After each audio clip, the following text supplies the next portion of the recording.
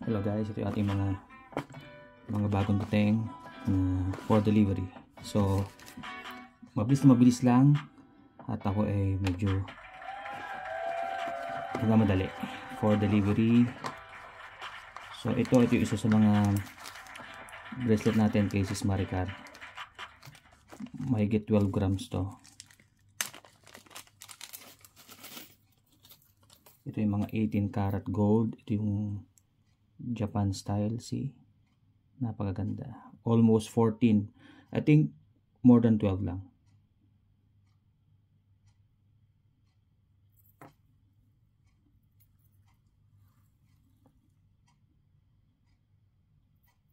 Napakagandang bracelet. 8 inch. So, bibilisan na natin dahil wait lang.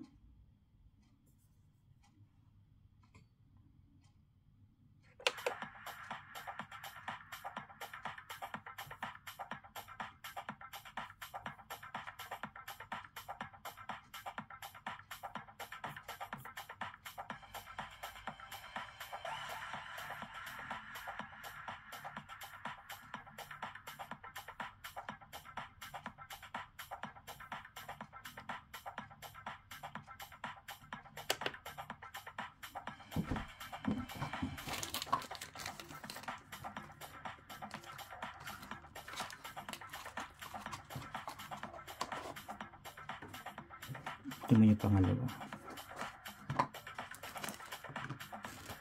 Ito ay order ni Sis Flor. Ayan. Hindi ko nilalabas ha. 5.75 grams LV na kwintas. 18 inch. Almost 1 inch siya yung laki niya. Ang kanyang chain ay I think foxtail. Napakamura, 5.75 grams lang. Actually dalawa to, yung isa nasa Pinas. Yung order ni Sis Virgie.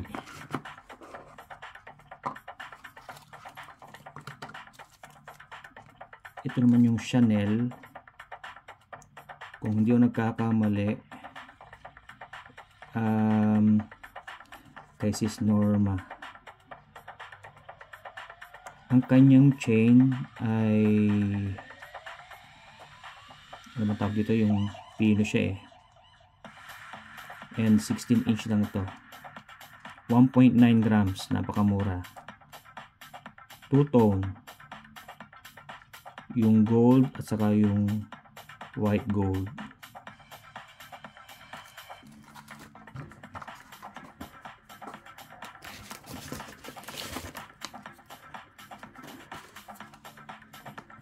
Ito naman isa sa mga piyaw natin kay Sis Michelle. I think April to.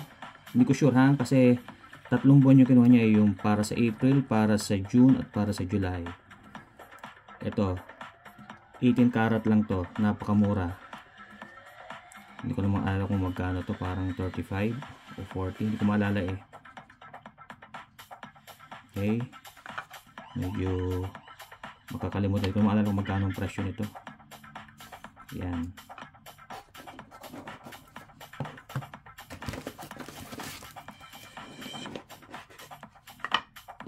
Ito naman yung kay, I think ito yung 24 carats na 1 gram. Kasi kung mapansin nyo, mas malaki yung kanyang lucky charm. 24 carats, 7.5, size 7.5. Malaki din pala siya. Hindi siya solid, kasi kung solid to, siguro nasa 7 to 10 grams to. Mabigat to kung solid. Ito eh, pero makapal na siya kasi 1 gram. 24 karat gold. Piyaw. Kay Sis Lisel. Tapusin natin itong mga piyaw. Ito naman yung July. 18 karat. Napakamura. Napakamura. Yan. Okay. Kay Sis Michelle din to.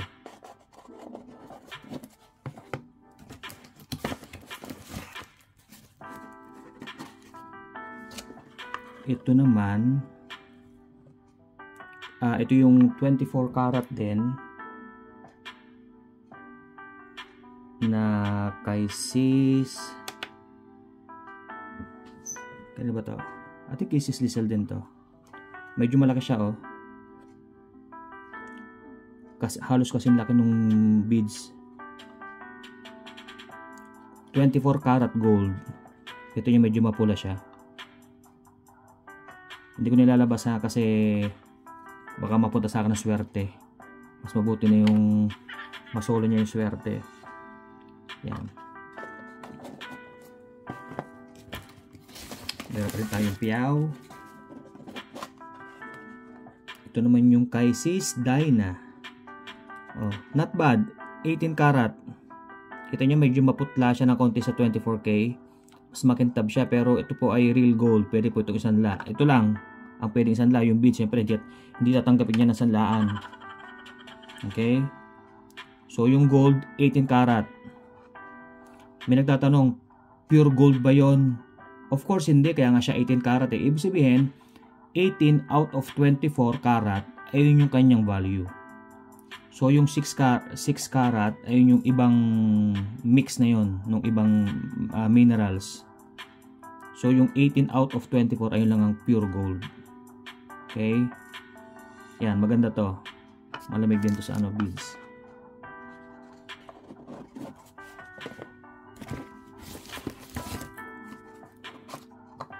Ito yung set. Hindi ko na ilalabas kasi mawawala yung kintab. Ito yung set na Bulgari.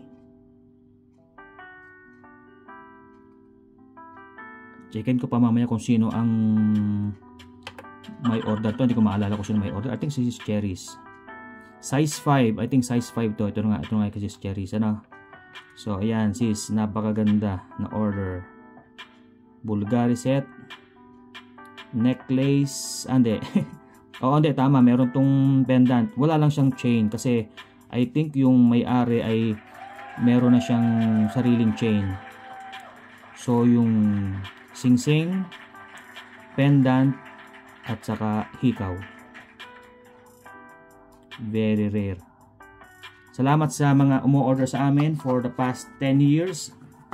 Actually nagsimula kami to 2014 eh. So, nagbebenta kami ng mga alahas. And so far, wala pa po nagrereklamo. Laging ako nagrereklamo. Lagi ako ang may reklamo sa mga buyer. Ito yung ating isa. Cartier. Sabi nila Cartier. 7 grams. Hindi. 7 size 7. 2 gram mahigit to. Pero dito aabot ng 3 grams. Yan po. Malapad siya. And very perfect.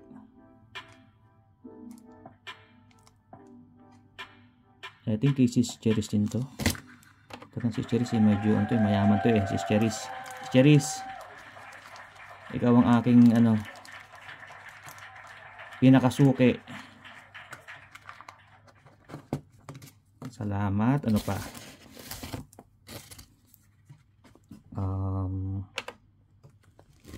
Natin to.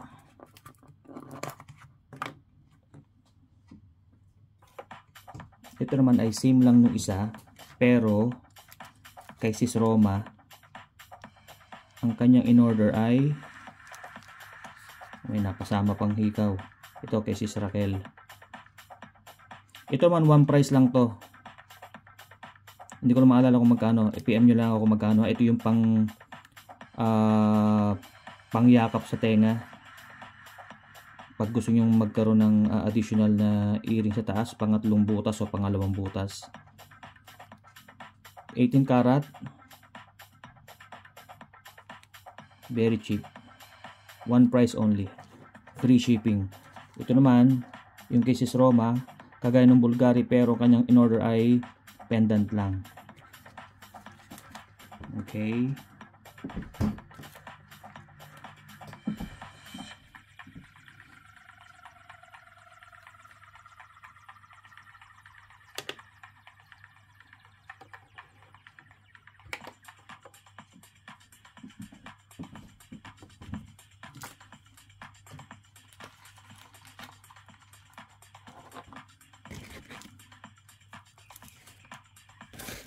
Sino susunod? Tingnan natin.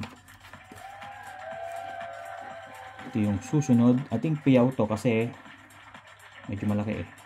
Tama. Ito isa sa kay Sis Michelle.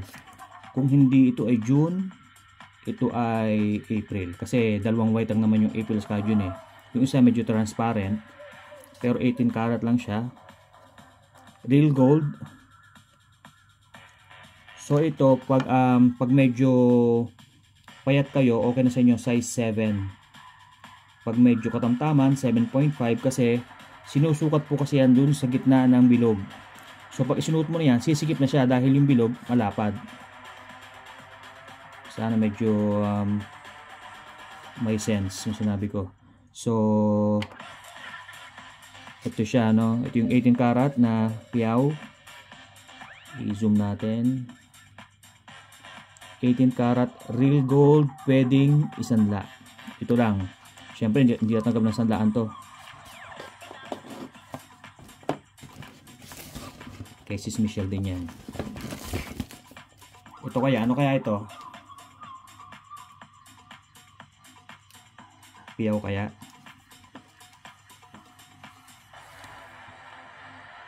Tingnan natin. Pipintahin natin ha. Ohoy. Kay Sis D. Sabihin ko ba pangalan?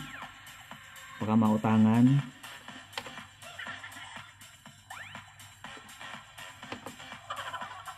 Okay. 17 cm. Sa medyo payat ng konti. 17 cm. Kay Sis Darna. Darna. Ito siya ay may kasama siyang screwdriver. Kasi screw type siya. Usually may mga nagreklamo before na pumapapanood yun sa Facebook or YouTube yung mga bakit daw namamagnet. Kasi yung mga clip type, ito kasi ay screw type, ginto yan, even yung screw ay ginto. Pero yung mga clip type, dahil nga clip siya, kailangan na be-bend yung bakal. So hindi pwedeng mabend ang ginto, mababali. So naglalagay sila doon ng mga maliliit na bakal para lang mag-lock yung kanilang clip.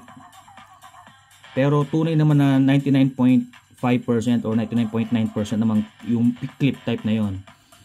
Kaya lang siya nagkakaroon ng magnetic reaction dahil dun sa spring, dun sa clip. Pero this one, pure 100% 18 karat Saudi gold. Yan. Pero syempre ito, baka lang yan, kulay ginto lang yan. Yung ating screwdriver. Okay. Ayan po ay kay Sis Dina. Okay. Malinaw.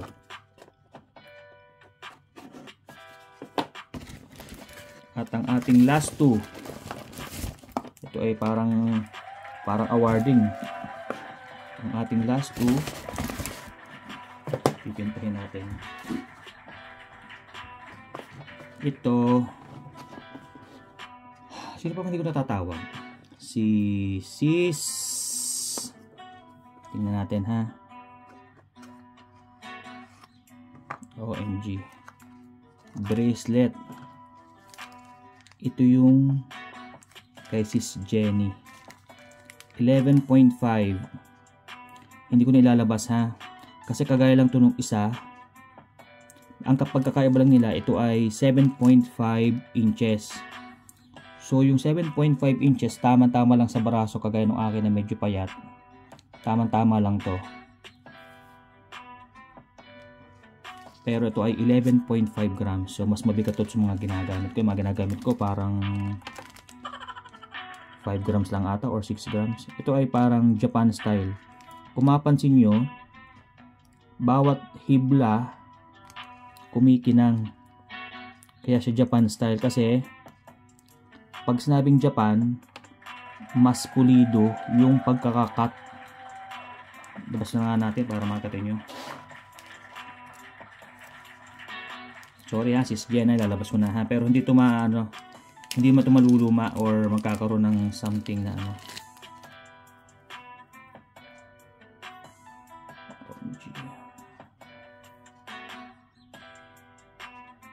Ayan po ang ating lock, double. Ito yung lock. Yan, kumikinang siya bawat hibla ng chain. Ayun yung pagiging Japan style niya. Ano siya, pulidong pulido. Then yung kanyang lock, kita nyo dalawa. Yan o, kaliwat kanan. So may lock na sa gitna, plus yung pang double lock sa kaliwat kanan niya. So ganun ka secure. Kahit makipag-boxing kayo dyan, hindi ito mahuhulog, ano. Okay. PM nyo lang ako, marami pa ako ditong on hand na binibigay ko as subasta. Subasta means sa puhunan ko na ibinibigay. Mga brand new po, marami ako dito. Hindi ko pa napopost at iniintay ko yung mga original buyer dahil order po nila yon.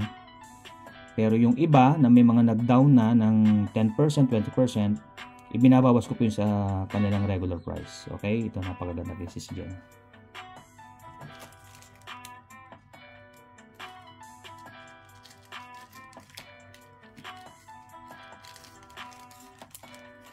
And para ma-conclude ang ating huling pa-order for this month. Actually, almost every month po kami nagpapa-order. Dapat ano to every katapusan. Pero dahil itong huli, nagkaroon kami ng pina-emergency, pina-ASAP. Kailangan daw ating magbe-birthday. Kaya hindi na po namin naantay ang katapusan ng February. Pero siguro magkakaroon kami February katapusan. Magdodoble ang aming February. Actually ito ay, nagdoble na nga ang aming January. Dapat ito ay pang first week of February. So dumating na siya kagad. Ito yung ating huli. I think ang kutob ko, piyaw. I think ito yung Casey's Pau. Okay? Casey's Pau. Para sa kahuli-hulihang item na piyaw, Casey's Pau. Ito po yung 18 karat.